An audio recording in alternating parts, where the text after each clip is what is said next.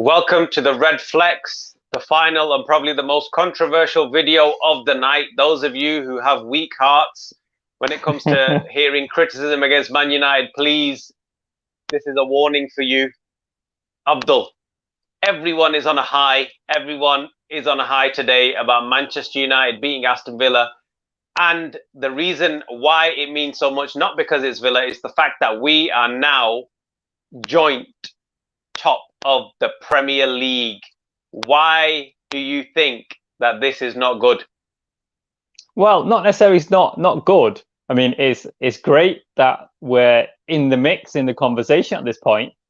But what seems to happen with a lot of United fans, we seem to yo-yo either between we're going to win the league or we're no one has ever in the past 7 years yo-yoed between Man United winning the league. Not necessarily. What I mean was, over the last few games, it's as now we're back. We're back. Yeah. When before that we were one of the worst United teams ever. So I think we need to put things into a bit of perspective and have a bit of balance here. At the moment we're on a good run, but knowing Man United, at some point we're going to just completely throw it away, and I don't feel like we're going to be consistent enough for us to mount a serious title challenge. Okay, yeah, I understand what you mean. Obviously, there was a point in the season where we were actually 15th, and obviously a lot of rival fans were taking a lot of glory, and they're taking a lot of pleasure from the fact that we were 15th. Yeah. But now, can we not take pleasure that we're top of the league? No, absolutely. Top of the league? Yeah, I am extremely pleased with this. I mean, I'm extremely pleased that we're actually doing something this season. But I think what we need to remember, it is a kind of process that we're actually going through. We are seeing improvements, 100% we're seeing improvements, but to go from where we were at the start of the season, where a lot of fans were calling for Ole's head, now all of a sudden he's like the best manager in the world, and all of a sudden now we're one of the best teams in the world. I mean, yeah, I'm completely over the moon that we're in the mix, but I just don't feel like we're there yet, and I think we're missing a few more key players in key positions for us to mount a serious title challenge. Okay, so what did you see? I'm going to talk about today's performance. What do you see in today's performance that makes you think that we're not quite there yet? I mean, although Aston Villa are having a great season, and at times we were being absolutely kind of bossed by them. I mean, if we're serious, I mean, I know Liverpool lost 7-2, so I can't really say much to in regards to Aston Villa, but generally speaking, the teams who are going to win the league would normally dominate against pretty much most teams, especially at home. So I didn't see that. Aston Villa potentially should have scored and equalised in the last roughly 6 to 7 minutes of the game. They had a few good chances, and that Eric Bailly challenge right at the end should have been a goal. It was a fantastic challenge, and if you didn't put that challenge in, it would have been 2-2, and then again, no one will be continuing this kind of hype, or there'd be less of the talk anyway. Okay, so let's bring it back to the game. We'll talk about your reasons for us not having a title challenge shortly. Who were your players today? Best players of the match, you're referring to? Yeah, not man of the match, but who do you think was key? The key performances today. I mean, again, I think the two centre-backs were fantastic today. Harry Maguire, Eric Bailly. I think that could be our partnership going forward whilst Bailly's fit, of course. So, so to win a title, you need to have a great goalkeeper. And I do feel David De Gea is almost back to his best. He made some, again, important saves at important moments in the game. At the back, we're looking a lot more solid. Now, Bailly's there. So Maguire, I think, is now able to kind of attack the ball. He's not scared of the ball going maybe over his head, because he knows he's got the extra pace of Bailly, who can kind of get him out of any tricky situations he may actually find himself in. So they were the key moments in the defensive part of it, but I think you've failed to miss out. I think not failed to, but you've missed out a certain Mr. Aaron Wan-Bissaka, who you have been one of the biggest critics for. What did you think of his performance today? I think he was. Are you going to hold your hands up? Yeah, it was average. Average. I mean, he he had one moment. I mean, again, I guess for a right back, one moment's enough.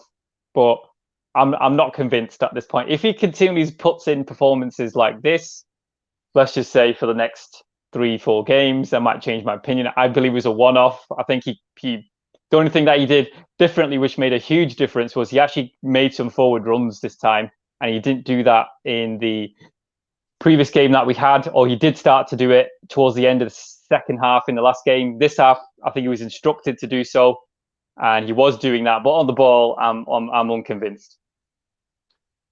I said this. If you want to hear my thoughts around Wan-Bissaka, you can check out my video. But having a dedicated person who is playing the right wing role, I won't say a right winger because I don't think Marcus Rashford is a right winger, but I think he's doing the role of a right winger very well.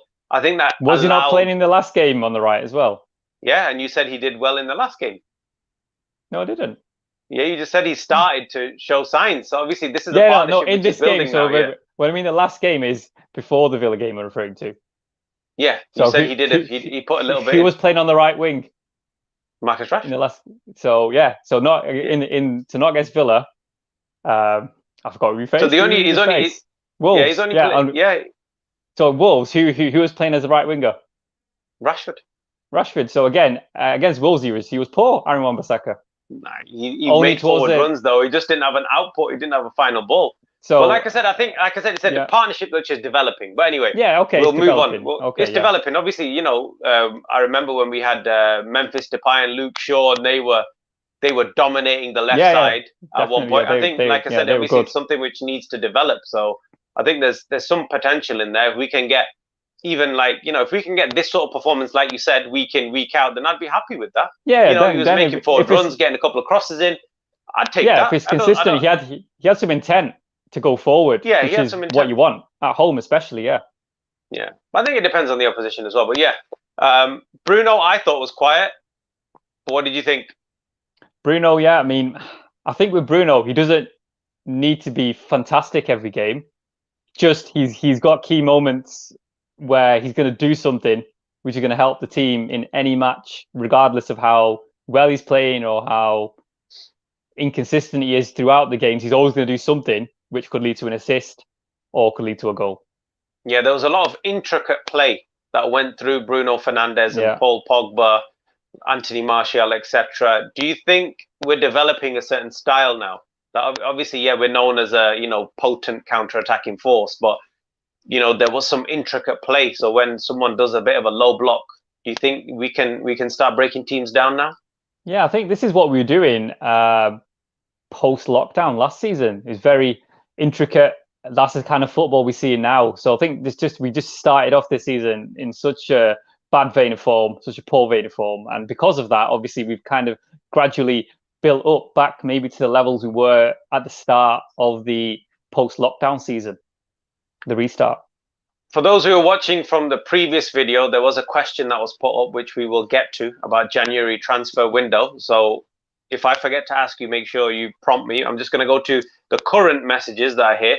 From SYG169, in order to win the title, we need more from fullbacks when at home. So that's the one who agrees with you. Opposition marking him more, one or two plays important. We have others, i.e. Pogba, to take advantage of the space. So in terms of if one of our players is being marked, if we have another, good performer in that position, then obviously it opens up space for them. Yeah, that's what I used to say about Ronaldo and Rooney. It's the fact that so many people were worried about them. They'd put 2 or 3 players on them, which would make space for other players. So I can see that. I can see that reasoning as well. Anthony Martial, he needed that. 100%. I think he's getting back to his best form. He's had a very quiet spell where his first touch was horrendous. He wasn't able to do anything. He's kept on miscontrolling and wasn't really doing much. But I think over the last few games, he's starting to pick up again. He's starting to get back into the form that we've seen last season, especially where he was at times completely, let's say, unplayable maybe at times with his kind of being in a forward position, but having the skills and the tricks of a winger, which was kind of not. I wouldn't like to compare him to Henry, but it's kind of like that. When he's in full flow, he's got the skills, the tricks, the pace of a winger, but in that forward position. Yeah, his finish today was a poacher's finish. It wasn't what you'd expect from Anthony Martial, like a whipping cross from, he whips it in from outside the box, or, a low shot, or he's taking on two players or whatever. I think he's learning from Edison Cavani, maybe. You think how to make those runs? Yeah. 100%. Question here from AY: if Bruno got injured, who would step up in his place? Can't see us as title challengers. So someone here in your boat. So now that the conversation has been steered by this question back to why you think we are not title contenders, what do you think of that? Do you think that's one of the reasons? Do you think we're just one injury away? Yeah, potentially. I think everything at the moment goes through him, and it should, because he is our best player. And even if he's not playing well, like we mentioned earlier, he's always going to do something. At least he'll create one good chance for someone, or do something which is incisive that will probably result in a chance at least. So yeah, that's like with any team. I think you could say that for Barcelona. If you take Messi out, they're going to be a weaker team. It's true. Take for Ronaldo. Yeah, any team. Lewandowski is the same. So for us, he's like one of those players, and to that level of player. And yeah, if he's not in the team, we're a weaker team. But we've got a big squad. Donny van de Beek is unfortunately he's not able to get into the team at the moment. Yeah. I think he was. In my opinion, I think he was signed because they expected Paul Pogba to go, and he was going to be the guy who was going to replace him. But Paul Pogba is still here at the moment, and maybe Donny van de Beek needs to wait till next season if he wants to get into the team. If he decides to stay, that is, he actually might want to go. You don't know. True. Well, he's never been in a team which is performing like we have been now. But anyway, we've got two opposing opinions. I don't know which one you're going to go with. One says goals will come for Martial. Another one says that Martial is not going to win as the title, not consistent enough. I'd like to answer AY and say last season, I think if you go by that form, then yeah, maybe he can. But this season, if you look at it, I don't know. But is it a turning point? Do you think he's just coming back into form now? Yeah, in my opinion, I think he's just about hitting his top form. I've seen some things that he was doing in this game today that he was doing when he was in his kind of best form post-lockdown last season. So I think the fact that we've got Edison Cavani there as well, in case Martial's having a little off patch, and again, vice versa, if Edison Cavani's having a off patch, is out of form, is injured, and then we've got Anthony Martial to come in. So I think that competition for places and the kind of strength and depth that we've got will be a massive benefit to us this season.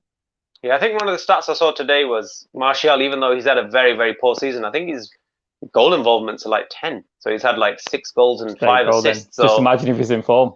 Imagine he was in form. Yeah, so that's in answer to you, AY.